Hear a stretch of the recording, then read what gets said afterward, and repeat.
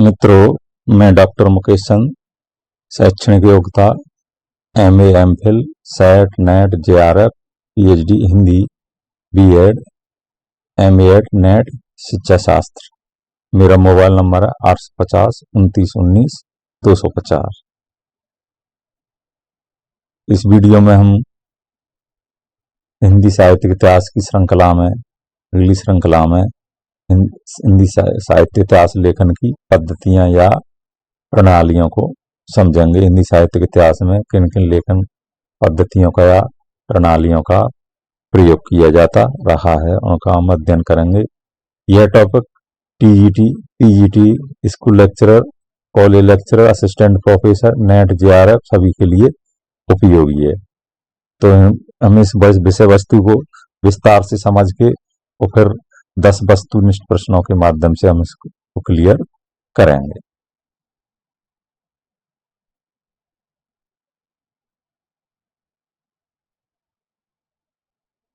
साहित्य इतिहास लेखन की पद्धतियां क्या हैं, साहित्य इतिहास लेखन की कौन कौन सी पद्धतियां हैं, कितने प्रकार हैं, उन पद्धतियों का मतलब क्या है और उनके प्रयोगकर्ता कौन थे। हिंदी साहित्य के इतिहास लेखन में हिंदी साहित्य का इतिहास लेखन करते हुए किस विद्वान ने, किस इतिहास लेखक ने कौन सी पद्धति का प्रयोग किया है, इसको हम जानेंगे।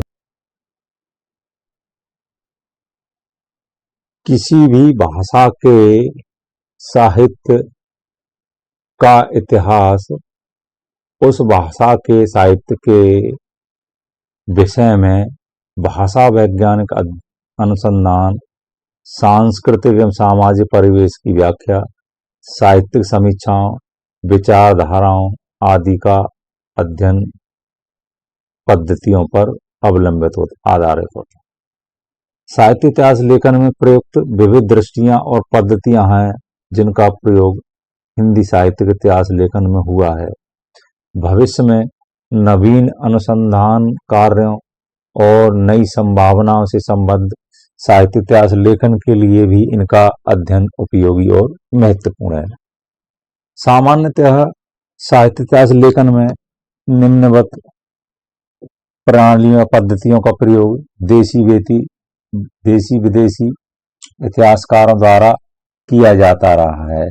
ये पद्धतियां हैं वर्णानुक्रमी प्रणाली, कालानुक्रमणी प्रणाली, विधेयवादी प्रणाली, वैज्ञानिक प्रणाली और समाज शास्त्रीय प्रणाली या पद्धति। पहली पद्धति है वर्णानुक्रमी प्रणाली।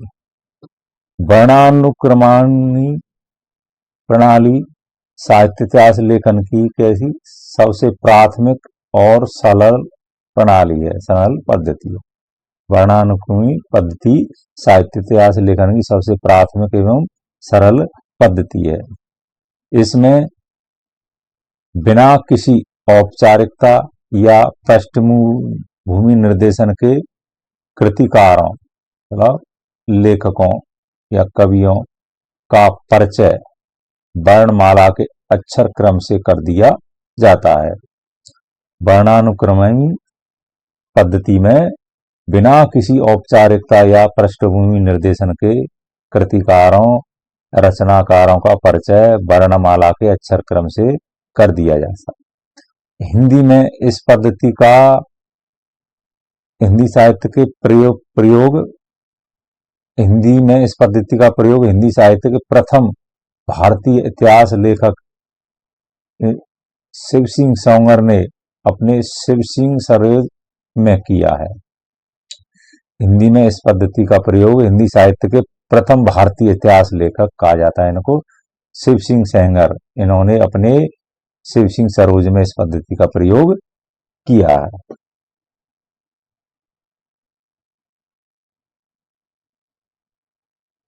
गारसादास तासी ने अपने इतिहास ग्रंथ में हिंदी और उर्दू के कवियों का इतिवृत्त इसी प्रणाली में प्रस्तुत किया है। गारसादा तासी ने अपने इतिहास ग्रंथ में हिंदी और उर्दू के कवियों का इतिवृत्त लिखने के लिए इस प्रणाली का प्रयोग किया है। तासी ने अपने ग्रंथ की भूमिका में ताशी ने घासाना ताशी ने अपने ग्रंथ की भूमिका में अपनी सीमाओं को स्वीकार करते हुए लिखा है, जो यहाँ लिखा हुआ है रेड पेन से, ये है परिभाषा, कुछ कथन लिखा है। मौलिक जीवनियां जो मेरे ग्रंथ का मूलाधार हैं, वे सब आकार आदि क्रम से रखी गई हैं, मैंने यही पद्धति ग्रहण की है। ये बहुत ही इंपॉर्टेंट परिभाषा कथन है, ये प्रतियोगी परीक्षाओं में आता रहता है। इन्होंने क्या कहा है, मौलिक जीवनियां जो मेरे ग्रंथ का मूल आधार हैं, सब आकारादि क्रम से रखी गई हैं, मैंने यही पद्धति ग्रहण की है। साहित्य इतिहास लेखन की दूसरी पद्धति है, दूसरी प्रणाली है कालानुक्रमी प्रणाली। कालानुक्रमी प्रणाली दूसरी स्वीकृत और लोकप्रिय प्रणाली है। इस प्रणाली में विभिन्न स्रोतों से उपलब्ध कवियों और लेखकों के विवरण को तिथि क्रम से सजाकर इतिहास का ढांचा खड़ा कर दिया जाता है। इस प्रणाली में क्या होता है, विभिन्न स्रोतों से उपलब्ध कवियों और लेखकों के विवरण को तिथि क्रम से यानी काल क्रमानुसार सजाकर इतिहास खड़ा कर दिया जाता है, इतिहास की रचना कर दी जाती है। इस पद्धति का प्रयोग दो विधियों से होता रहा है अब तक इस पद्धति का प्रयोग दो विधियों से होता रहा है। पहली विधि में रचनाकार की जन्म तिथि निर्णय का आधार बनती है, यानी पहली विधि में रचनाकार की या लेखक कवि की जन्म तिथि के आधार पर, जन्म तिथि या जन्म के समय के आधार पर निर्णायक बनती है। तो दूसरी विधि में रचना तिथि को आधार बनाया जाता है। पहली में लेखक की या कवि की रचनाकार की जन्म तिथि को आधार बनाया जाता है, दूसरी में उसकी कृति को, उसकी रचना की तिथि को। सबसे पहली बार इस विधि पद्धति का प्रयोग डॉक्टर जॉर्ज अब्राहम ग्रियर्सन ने किया था। सबसे पहली बार डॉक्टर जॉर्ज ग्रियर्सन ने इस प्रणाली का प्रयोग किया था। उसके बाद मिस्र बंधुओं ने इसने अपनाया था। सबसे पहली बार इस पद्धति का यानी कालानुक्रमणी प्रणाली का सबसे पहली बार प्रयोग डॉक्टर जॉर्ज अब्राहम ग्रियर्सन ने किया था। उसके बाद मिस्र बंधुओं ने इसको अपनाया था। ग्रियर्सन ने वर्णानुक्रमी प्रणाली की त्रुटियों का परिष्कार करते हुए ताशी और सेंगर से प्राप्त सामग्री को ऐतिहासिक तिथिक्रम से सजाने का प्रयास किया है। अपनी पुस्तक की ग्रंथ की भूमिका में ग्रियर्सन ने लिखा है, सामग्री को यथासंभव, क्या लिखा है, सामग्री को यथासंभव काल क्रमानुसार प्रस्तुत करने का प्रयास किया गया है। ग्रंथ अध्यायों में विभक्त है, प्रत्येक अध्याय सामान्यतः एक काल का सूचक है। क्या कहा इन्होंने, सामग्री को यथासंभव काल क्रमानुसार प्रस्तुत करने का प्रयास किया गया। सारा ग्रंथ क्या है, अध्यायों में विभक्त है और प्रत्येक अध्याय एक काल का सूचक है। ग्रियर्सन ने वर्गीकृत अध्ययनों की सामान्य विशेषता का उल्लेख आवश्यक नहीं समझा है, परंतु मिस्र बंधुओं के अध्यायों के आरंभ में उसकी सामान्य विशेषताओं का भी परिचय देते चलते हैं। ग्रियर्सन ने वर्गीकृत अध्यायों की सामान्य विशेषताओं का उल्लेख आवश्यक नहीं समझा है, परंतु मिस्र बंधुओं के अध्यायों के आरंभ में उसकी सामान्य विशेषताओं का भी उल्लेख कर दिया है, वे परिचय दे दिया है। वस्तुतः ग्रियर्सन की अपेक्षा मिस्र बंधुओं का यह प्रयास अधिक व्यवस्थित है।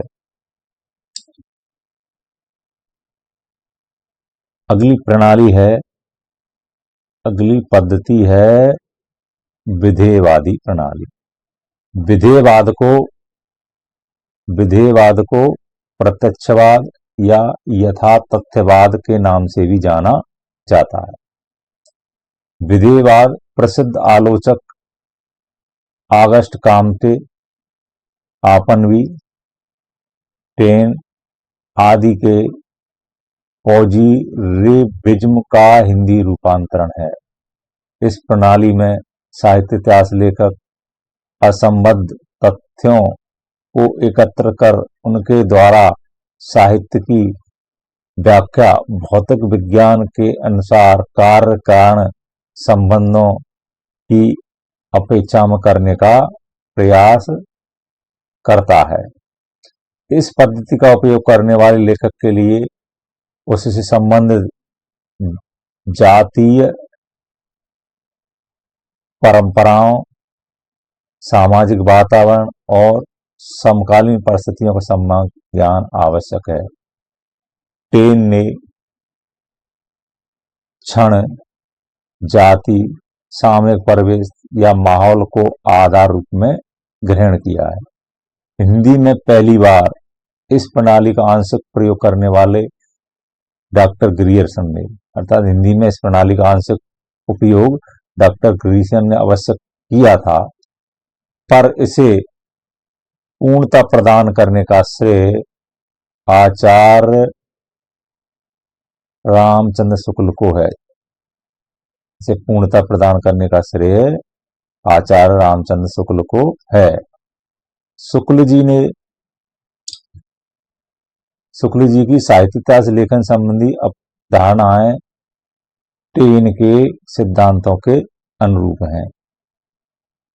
हम दोबारा इसको रिपीट करेंगे। हिंदी में पहली बार इस प्रणाली का विधेयवादी प्रणाली का आंशिक उपयोग डॉक्टर जॉर्ज ग्रियर्सन ने अवश्य किया था, यानी जॉर्ज ग्रियर्सन ने किया था आंशिक रूप में, पर इसे पूर्णता प्रदान करने का श्रेय आचार्य रामचंद्र शुक्ल को है। परंतु इसे पूर्णता के साथ प्रयोग करने वाले आचार्य रामचंद्र शुक्ल हैं। शुक्ल जी की इतिहास की साहित्य इतिहास लेखन की अवधारणाएं टेन के सिद्धांतों के अनुरूप है, इसलिए वे साहित्य को जनता की संचित चित्तवृत्ति का प्रतिबिंब कहते हैं। भक्ति काल के उद्भव को पराजित हिंदू जाति की अथाशा से जोड़ते हैं और भक्ति आंदोलन के आविर्भाव के कारणों का विवेचन करते हुए बाह्य अंतर्विरोध को मुख्य स्थान देते हैं, अथवा रचनाओं में निहित एक काल विशेष की भावनात्मक एक सूत्रता को नामकरण से जोड़ते हैं। रीति काव्य की सामंतवादी सुरुचि कवियों के राजाश्रय के परिवेश को उसका निर्धारित तत्व मानते हैं, तब वे जाति और वातावरण का खुलकर समर्थन करते हैं। ये विधेयवादी प्रणाली को पूर्ण रूप से प्रस्तुत करने वाले प्रयोग करने वाले आचार्य रामचंद्र शुक्ल थे, और आचार्य रामचंद्र शुक्ल की क्या क्या अवधारणा है ये हम इसमें तीसरे विधेयवादी प्रणाली में देख चुके हैं। चौथी प्रणाली है समाजशास्त्रीय प्रणाली। साहित्य इतिहास लेखन की समाजशास्त्रीय प्रणाली का प्रमुख आधार कार्ल मार्क्स का द्वंद्वात्मक भौतिकवादी सिद्धांत है। द्वंद्वात्मक भौतिकवाद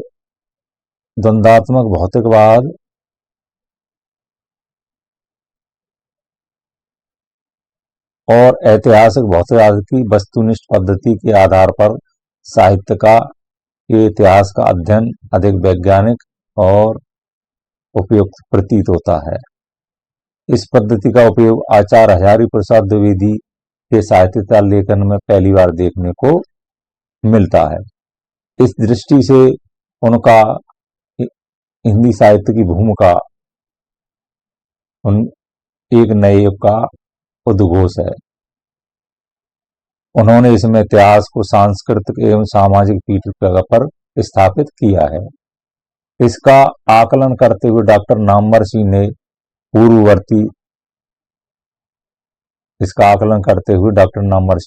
लिखा है, क्या लिखा है? पूर्ववर्ती व्यक्तिवादी इतिहास प्रणाली के स्थान पर सामाजिक अथवा जातीय ऐतिहासिक प्रणाली का आरंभ करने वाली है पहली पुस्तक है। कौन सी? हिंदी साहित्य की भूमिका। ये पुस्तक कैसी है? पूर्ववर्ती व्यक्तिवादी इतिहास प्रणाली के स्थान पर सामाजिक एवं जातीय ऐतिहासिक प्रणाली का आरंभ करने वाली है पहली पुस्तक, हिंदी पुस्तक।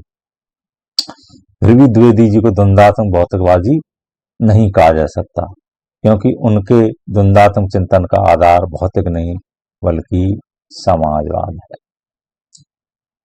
पांचवी प्रणाली है वैज्ञानिक प्रणाली। यह प्रणाली मुख्यतः शोध पर आधारित एक वैज्ञानिक प्रणाली है जो भिन्न भिन्न कालखंडों, साहित्य प्रवृत्तियों अथवा विधाओं का इतिहास लिखते हुए विश्वविद्यालयों द्वारा अपनाई जाती रही है। शोध द्वारा उपलब्ध तथ्यों को शोध द्वारा उपलब्ध तथ्यों को क्रमबद्ध और वैज्ञानिक ढंग से प्रस्तुत कर देना इस प्रणाली का महत्वपूर्ण आयाम है। वैज्ञानिक दृष्टि से डॉक्टर गणिपत चंद्र गुप्त ने अपने हिंदी साहित्य का वैज्ञानिक इतिहास प्रस्तुत किया है। इसकी भूमिका में गुप्त जी ने स्वयं लिखा है, क्या लिखा है, प्रस्तुत इतिहास में प्रयुक्त दृष्टिकोण को वैज्ञानिक दृष्टिकोण की संज्ञा दी जा सकती है। इस दृष्टिकोण के अनुसार किसी पुष्ट सिद्धांत या प्रतिष्ठित नियम के आधार पर वस्तु की तथ्यपरक, सर्वांगीण, बौद्धिक व्याख्या ऐसी सुस्पष्ट शैली में प्रस्तुत करने का प्रयास किया जाता है। आगे देखते हैं और कुछ वस्तुनिष्ठ प्रश्नों को हम यहाँ समझेंगे। पहला वस्तुनिष्ठ प्रश्न है, साहित्य इतिहास लेखन की सबसे प्राथमिक एवं सरल पद्धति है। साहित्य इतिहास लेखन की सबसे प्राथमिक एवं सरल पद्धति है। पहला ऑप्शन है विधेयवादी पद्धति, दूसरा ऑप्शन है कालानुक्रमी पद्धति, तीसरा ऑप्शन है वर्णानुक्रमी पद्धति और चौथा ऑप्शन है समाजशास्त्रीय पद्धति। तो इसका पहले इस प्रश्न का आंसर है, सबसे पहला है तीसरा, वर्णानुक्रमी पद्धति। ये सबसे सरल और प्राथमिक पद्धति है। इसी का प्रयोग सभी पहले या प्रारंभिक इतिहास लेखकों ने किया है। दूसरा प्रश्न है वर्णानुक्रमी पद्धति का प्रयोग हिंदी में सर्वप्रथम किस इतिहास लेखक ने किया था। पहला ऑप्शन जॉर्ज ग्रियर्सन, दूसरा मिश्रबंधु, तीसरा शिव सिंह सेंगर और चौथा आचार्य रामचंद्र शुक्ला।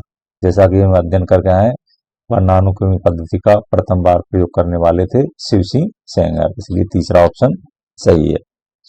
तीसरा प्रश्न है, मौलिक जीवनियां जो मेरे ग्रंथ का मूल आधार है सब आकार आदि क्रम से रखी गई हैं, मैंने यही पद्धति ग्रहण की, यह कथन किस विद्वान का है। पहला ऑप्शन जॉर्ज ग्रियर्सन, दूसरा गारसादा तासी, तीसरा शिव सिंह सेंगर, चौथा ऑप्शन रामचंद्र शुक्ल, आचार्य रामचंद्र शुक्ल। तो इसमें है, तीसरे प्रश्न में इसमें दूसरा ऑप्शन बिल्कुल सही है, गारसादा तासी का ये कथन है। चौथा प्रश्न है, साहित्य लेखन की किस पद्धति में कृतिकारों का परिचय वर्णमाला के क्रम से दिया जाता है। विधेयवादी पद्धति, कालानुक्रमी पद्धति, वर्णानुक्रमी पद्धति और समाजशास्त्रीय पद्धति। जैसा कि अभी हम अध्ययन कर रहे हैं, इसका तीसरा ऑप्शन सही है, वर्णानुक्रमी पद्धति। इसमें कृतिकारों का परिचय वर्णमाला के क्रम से दिया जाता है। अगला प्रश्न है, साहित्य इतिहास लेखन की किस पद्धति में कवियों और लेखकों का विवरण तिथि क्रम से दिया जाता है, समय के अनुसार दिया जाता है। पहला ऑप्शन है वैज्ञानिक पद्धति, दूसरा कालानुक्रमी पद्धति, तीसरा है वर्णानुक्रमी पद्धति और चौथा है समाजशास्त्री पद्धति। तो इस पांचवें प्रश्न का ऑप्शन सही होगा कालानुक्रमी, काल के अनुसार प्रस्तुत करने वाली तिथि क्रम, वह कालानुक्रमी पद्धति। बिल्कुल दूसरा ऑप्शन इसका सही है। ये क्वेश्चन हमारा हल हो गया। अब छठे प्रश्न पर देखते हैं, साहित्य इतिहास लेखन की कालानुक्रमी प्रणाली के प्रथम प्रयोक्ता जॉर्ज ग्रियर्सन थे। साहित्य इतिहास लेखन की कालानुक्रमी प्रणाली के प्रथम प्रयोक्ता यानी प्रथम प्रयोग करने वाले डॉक्टर जॉर्ज ग्रियर्सन थे। उसके बाद इसे अपनाने वाले, इस पद्धति को अपनाने वाले कौन से विद्वान थे। मिश्रबंधु, आचार्य रामचंद्र शुक्ल, शिव सिंह सेंगर और राम कुमार वर्मा। जैसा कि हम देख के आए हैं, दूसरी बार अपनाने वाले इसको थे मिश्र बंधु, इसलिए इस छठे क्वेश्चन का पहला आंसर सही है। 7वां प्रश्न है, साहित्यिक लेखन के संबंध में सामग्री को यथासंभव काल क्रमानुसार प्रस्तुत करने का प्रयास किया गया है। यह कथन किसका है? काल क्रम के अनुसार प्रस्तुत करने का प्रयास किया गया है, यह कथन किसका है? जॉर्ज ग्रियर्सन, आचार्य रामचंद्र शुक्ल, शिव सिंह सेंगर, डॉक्टर राम कुमार वर्मा। तो ये कथन जैसा कि अभी देख के आए हैं, जॉर्ज ग्रियर्सन का एक कथन है। उन्होंने अपने इतिहास ग्रंथ को काल क्रमानुसार प्रस्तुत करने का प्रयास किया है। अगला प्रश्न है 8वां, हिंदी साहित्यिक इतिहास लेखन में वैज्ञानिक पद्धति का प्रयोग करने वाले कौन से विद्वान थे? इन्होंने अपने इतिहास का ही नाम वैज्ञानिक इतिहास रखा है, वो है पहला है ऑप्शन है जॉर्ज ग्रियर्सन, दूसरा है रामचंद्र शुक्ल, तीसरा है हजारी प्रसाद द्विवेदी, चौथा है गणपति चंद्र गुप्त। यानी पहला जॉर्ज ग्रियर्सन, अब्राहिम ग्रियर्सन, दूसरा आचार्य रामचंद्र शुक्ल, तीसरा आचार्य हजारी प्रसाद द्विवेदी और चौथा डॉक्टर गणपति चंद्र गुप्त। तो अब जैसा कि हम देख आए, इस पद्धति का वैज्ञानिक पद्धति का प्रयोग करने वाले डॉक्टर गणपति चंद्र गुप्त थे। इन्होंने हिंदी साहित्य का वैज्ञानिक इतिहास 2 भागों में लिखा, इसलिए 8वें का चौथा ऑप्शन बिल्कुल सही है।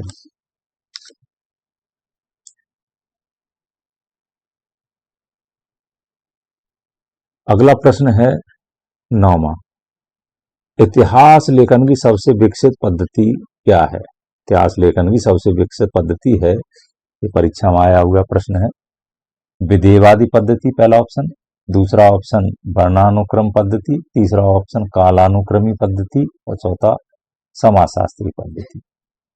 तो सबसे विकसित पद्धति थी विधेयवादी पद्धति। इसको प्रयुक्त करने वाले कौन थे? आचार्य रामचंद्र शुक्ल। विधेयवादी पद्धति, इसलिए इसका 9वें का पहला ऑप्शन सही है। 10वां प्रश्न है, इतिहास लेखन की विधेयवादी पद्धति को पूर्णतः प्रयोग करने वाले विद्वान थे, पूरी तरह से इसको प्रयोग करने वाले विद्वान थे। पहला ऑप्शन है डॉक्टर गणपति चंद्र गुप्त, दूसरा ऑप्शन है आचार्य रामचंद्र शुक्ल, तीसरा ऑप्शन है शिव सिंह सेंगर और चौथा ऑप्शन डॉक्टर राम कुमार वर्मा। जैसा कि हम पढ़ के आए हैं, इसका दूसरा ऑप्शन राइट है एकदम, क्योंकि विधेयवादी पद्धति का पूर्णतः प्रयोग करने वाले आचार्य रामचंद्र शुक्ल थे, ये राइट आंसर है।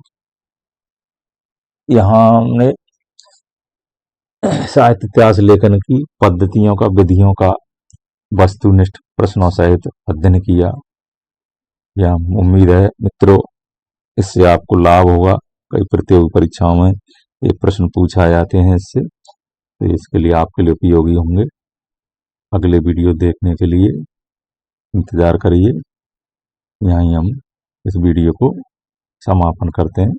धन्यवाद।